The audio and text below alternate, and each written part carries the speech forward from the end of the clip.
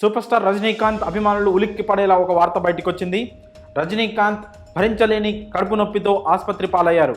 చెన్నైలోని అపోలో ఆసుపత్రిలో ఆయన కుటుంబ సభ్యులు చేర్చినట్లు మనకి సమాచారం అందుతుంది.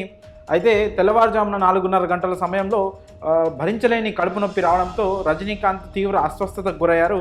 వెంటనే ఆయనను అపోలో ఆసుపత్రికి తరలించారు. అయితే ఆసుపత్రికి వెళ్ళిన తర్వాత వైద్యులు పరిశీలించి ఆయన పరిస్థితి ప్రస్తుతం ప్రాథమిక చికిత్స అందించి ప్రస్తుతం ఆయన పరిస్థితి బాగానే ఉందని వైద్యులు వెల్లడించారు. అయితే ఈ విషయంపై రజనీకాంత్ సతీమణి గారు మాట్లాడుతూ ప్రస్తుతం రజనీకాంత్ గారి ఆరోగ్యం నిలకడగానే ఉందని, అభిమానులు ఎవరు ఆందోళనకు గురి కావద్దని ఆమె వెల్లడించారు.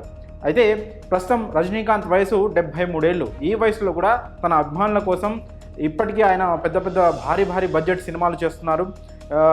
ప్రపంచంలో ఏ నటుడు చేయనన్ని సాహసాలు చేస్తూ ఆయన అభిమానుల కోసం సినిమాలు చేస్తున్నారు. అయితే ఈ అనారోగ్య సమస్యలు అనేవి ఆయనకి గతం నుంచి కూడా చాలాసార్లు ఉన్నాయి. చాలాసార్లు ఆసుపత్రికి పాలయ్యారు కూడా.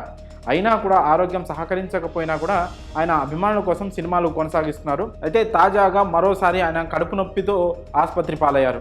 అయితే ఈ అనారోగ్య కారణాల వల్లే ఆయన రాజకీయాలకు కూడా దూరంగా ఉన్నారు. గతంలో రాజకీయాల్లోకి వస్తారని ఆయన ప్రకటనలు కూడా చేశారు. అభిమానులు కూడా ఆయన రావాలని కోరుకున్నారు. కానీ చివరిలో తన ఆరోగ్యం సహకరించట్లేదు లేదని, ఒకవేళ రాజకీయాల్లోకి వస్తే తాను పూర్తి స్థాయిలో రాజకీయాలకు టైం కేటాయించాలని, తన అనారోగ్య సమస్యల వల్ల రాజకీయాలకు దూరంగా ఉంటున్నానని ప్రకటించారు.